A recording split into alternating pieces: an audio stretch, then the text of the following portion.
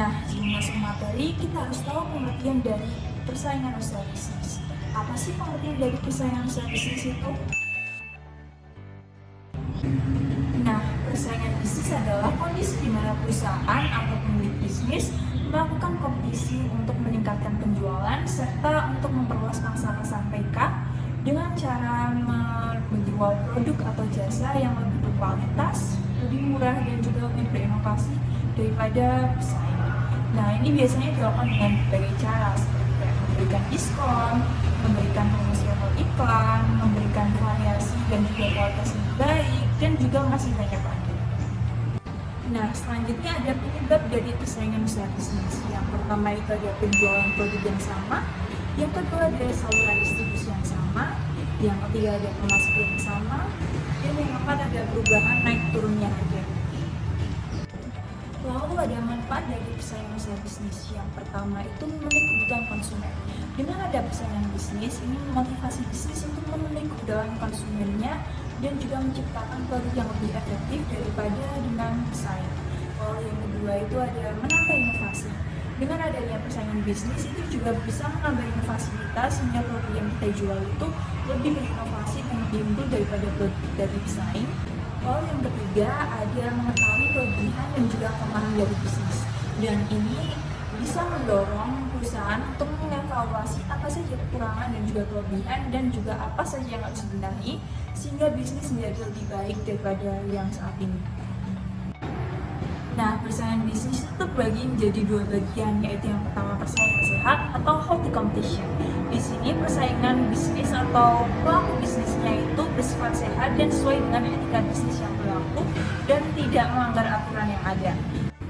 Yang kedua ada persaingan gorong leher atau cutthroat competition. Ini di mana perusahaan atau pelaku bisnis melakukan persaingan dengan cara kotor dan juga menjatuhkan satu sama lain. Bahkan mereka juga menjual harga yang sangat di bawah harga pasaran. Kartel adalah bentuk kerjasama antara beberapa perusahaan dalam industri yang sama yang bertujuan untuk mengatur harga, produksi, dan distribusi produk guna mengurangi atau menghilangkan persaingan. Perusahaan-perusahaan yang tergabung dalam kartel bekerja sama untuk menetapkan harga minimum, membatasi produksi, dan membagi pasar untuk memaksimalkan keuntungan bersama. Tujuan kartel sendiri dapat diperinci menjadi 5 poin. Yang pertama, mengurangi persaingan. Dengan mengurangi atau menghilangkan persaingan, kartel dapat menetapkan harga yang lebih tinggi dari harga yang akan terjadi di pasar yang kompetitif. Yang kedua, maksimalisasi keuntungan. Kartel memungkinkan perusahaan untuk memaksimalkan keuntungan dengan meningkatkan harga yang lebih tinggi dan membatasi produksi. Yang ketiga, stabilitas pasar. Dengan mengendalikan harga dan produksi, kartel dapat menciptakan stabilitas pasar dan mengurangi fluktuasi harga. Yang keempat, penguasaan pasar. Kartel bertujuan untuk menguasai pasar dan menguatkan tawar-menawar terhadap konsumen dan pemasok. Yang kelima, menghindari persaingan harga. Perusahaan yang tergabung dalam kartel dapat menghindari persaingan harga yang merugikan dengan bersepakat mengenai harga jual. Ciri-ciri kartel ada 5. Yang pertama, perjanjian tersembunyi. Kesepakatan antara perusahaan biasanya bersifat rahasia dan tidak diumumkan kepada publik. Yang kedua, pengaturan harga. Kartel secara bersama-sama mengatur harga untuk menghindari persaingan harga di pasar. Yang ketiga, pembatasan produksi. Perusahaan yang tergabung dalam kartel bekerja sama untuk membatasi produksi guna menjaga harga tetap tinggi. Yang keempat, pembagian pasar. Anggota kartel biasanya membagi pasar di antara mereka untuk menghindari persaingan langsung. Yang kelima, kontrol pasar. Kartel bertujuan untuk menguasai pasar dan menghindari kompetisi dari luar. Persaingan usaha bisnis yang kedua adalah boykot. Boykot merupakan sebuah tindakan atau strategi yang dilakukan oleh individu, kelompok, atau masyarakat untuk mengekspresikan ketidaksetujuan atau protes terhadap suatu entitas seperti perusahaan, produk, layanan, atau individu dengan cara sengaja menghindari atau menolak terlibat secara aktif dengan entitas tersebut. Hal ini dapat menjadi alat yang kuat bagi gerakan sosial atau politik dalam menekan entitas tertentu untuk bertindak sesuai tuntutan atau mengubah kebijakan yang dianggap merugikan. Selanjutnya ada tujuan boykot. Yang pertama, perubahan kebijakan. Boykot dapat menjadi alat untuk mendorong perubahan kebijakan bagi entitas yang menjadi sasaran boykot. Misalnya, perubahan praktik bisnis terkait dengan produk-produk yang dianggap merugikan masyarakat dan tidak ramah lingkungan. Yang kedua, mempengaruhi opini publik. Boykot dapat menjadi cara untuk menginformasikan kepada masyarakat mengenai isu-isu yang sedang terjadi. Dengan harapan boykot ini dapat memberikan tekanan publik kepada entitas yang menjadi sasaran boykot sehingga dapat mengubah kebijakannya. Yang ketiga, ada tekanan kepada entitas. Selain memberikan tekanan dari sisi ekonomi, boykot juga memberikan tekanan dari sisi sosial, politik, dan budaya. Yang keempat, solidaritas. Boykot menjadi cara untuk mengekspresikan rasa simpati sebagai sesama manusia kepada kelompok tertentu yang sedang memperjuangkan hak mereka. Nah, selanjutnya yaitu jenis-jenis dari boykot. Yang pertama yaitu boykot konsumen. Boykot konsumen ini merupakan tindakan penolakan ketika masyarakat atau sekelompok orang tertentu menolak untuk membeli ataupun menggunakan produk-produk dari suatu perusahaan.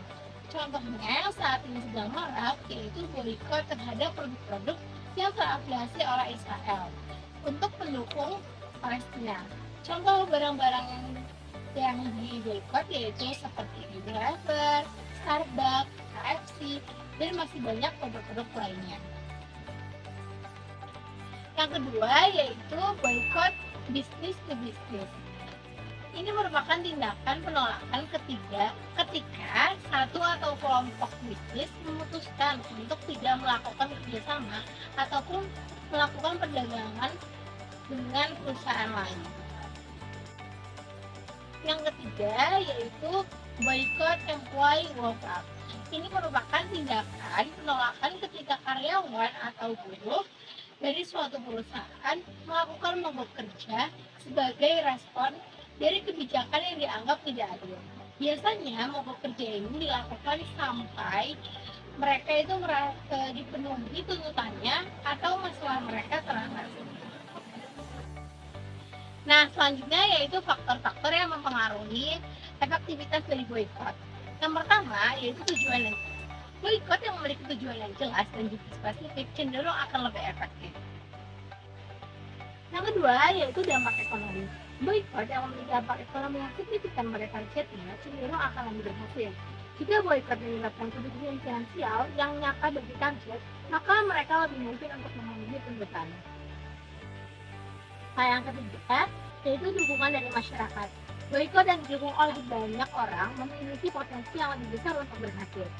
Ini bisa melibatkan organisasi masyarakat sipil, kelompok advokasi, selebriti, ataupun orang-orang yang memiliki pengaruh di dalam komunitas tertentu. Yang keempat yaitu pemberitaan media.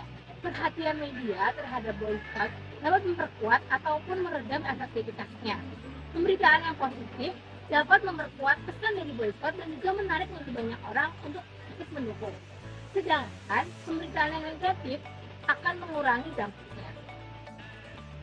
Yang kelima yaitu keterlibatan target. Respon dari target boykot dapat mempengaruhi efektivitasnya. Jika target merespon dengan serius terhadap tuntutan boykot, kemungkinan besar mereka akan lebih terbuka untuk bernegosiasi atau bahkan mengubah kebijakan mereka.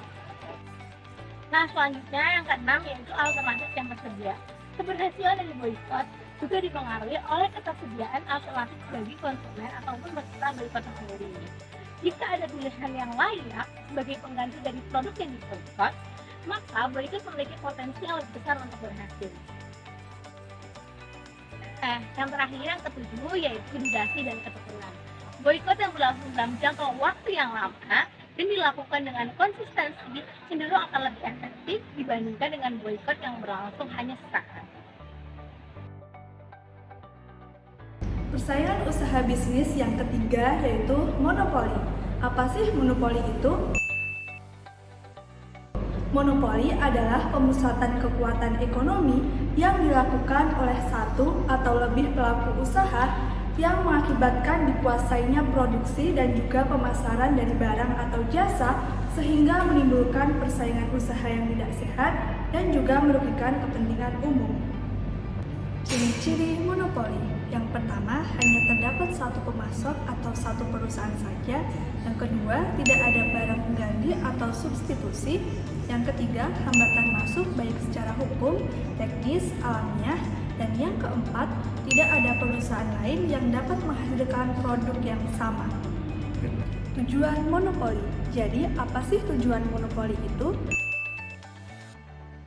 1. Memperluas dan menguasai pasar.